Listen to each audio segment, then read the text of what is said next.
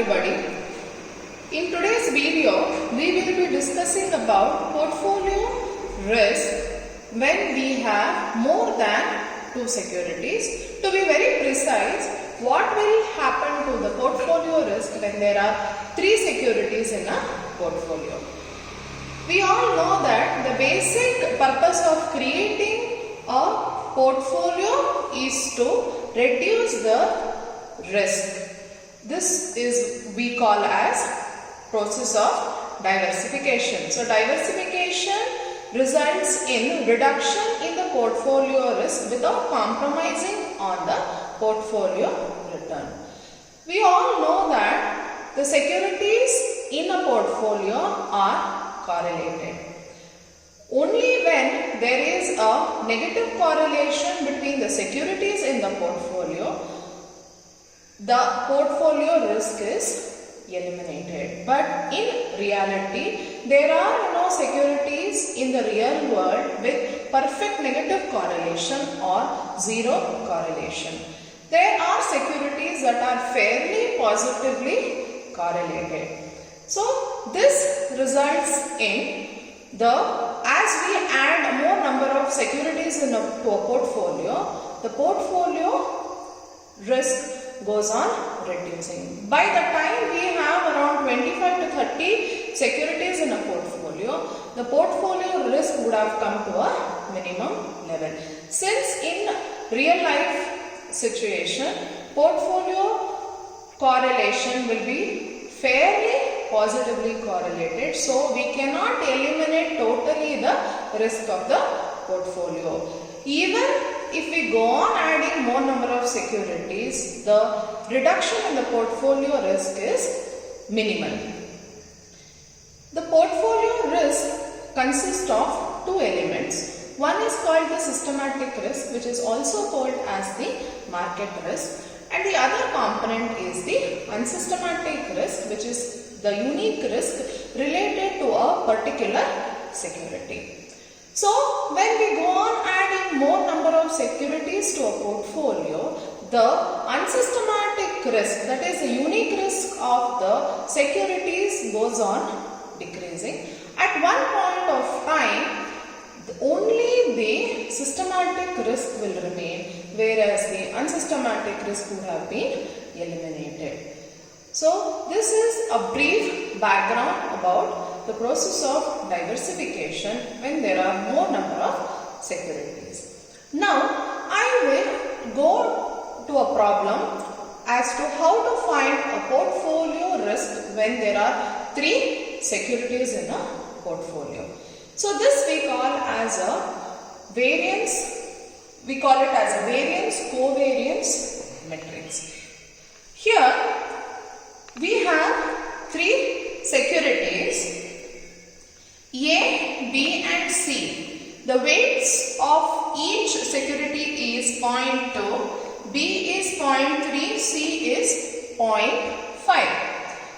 So, the same weights I have written here also, which is 0.2, 0.3 and 0.5. So, the weights of the securities I have written in column as well as in row. So, A weight is 0.2, B weight is 0.3, C weight is 0.5. So, again here in the row, A, B, C is there. So, A is 0.2 weight, 0.3 is B's weight, C's weight is 0.5. So, what is written here is the variance and covariance matrix. So, when we find out the portfolio of the portfolio risk, so we have to take two securities at a time. So, we take A and B, A and C. Next, we take B and A, B and B, B and C. So, the next is we take C and A, C and B, C and C. So, this is called as variance covariance matrix. So, here combination between A security and say A security, between B and This what is in the highlighted is the variance. We call this as the variance. The remaining combination of securities between A and B, A and C, B and A, B and C, C and A, C and B is called the covariance. Now, when this covariance matrix is given, how do we calculate the portfolio return? So, it can be calculated using this formula. Summation of A is equal to 1 n into summation B is equal to 1 into n. Weight of security A into weight of security B into standard deviation of A and B.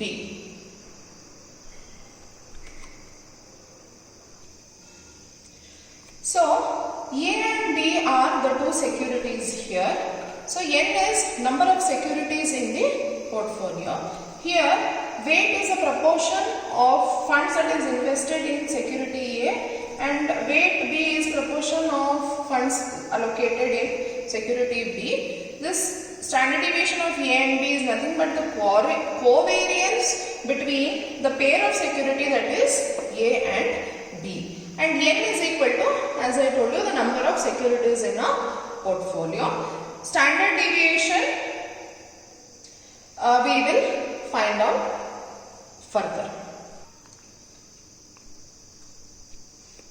So, this is the portfolio variance. Sigma square P is the portfolio variance. Now, we will go ahead and solve.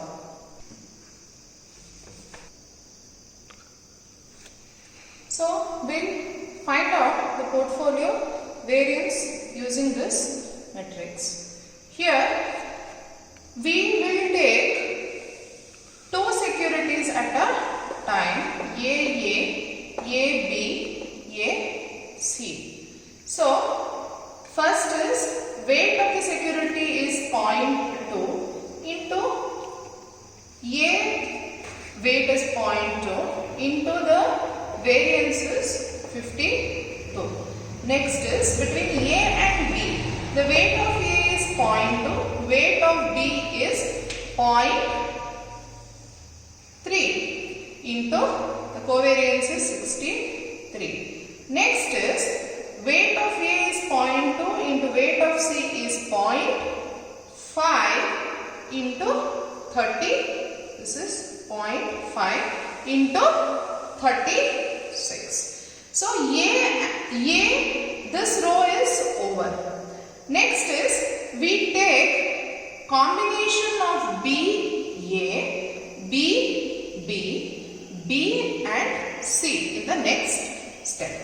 So, that is B weight is 0.3 into A weight is 0.2 into the covariance is 63 plus B and B. Weight of B is 0.3, weight of B is 0.3 into the variance is 38 plus next B and C. B is 0.3, C weight is 0.5 into 74, that is the variance. So next we will take combination of C and A, C and B, C and C. Weight of C is 0.5 into A is 0.2 into the covariance is 36 plus C and B. C weight is 0.5 into weight of B is 0.3 into the covariance is 74.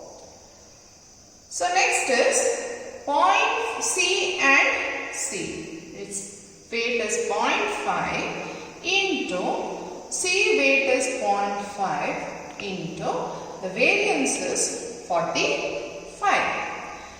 So now we have taken the weights of two securities multiplied by the variance or the covariance of that particular combination. So next, when we simplify, we get the variance of the portfolio as 53.71. Next, to find the standard deviation of the portfolio, we simply take the square root of the variance, which gives 7.33 as the portfolio standard deviation. So this is about how we calculate the portfolio variance and standard deviation with the three securities in a portfolio. Thank you.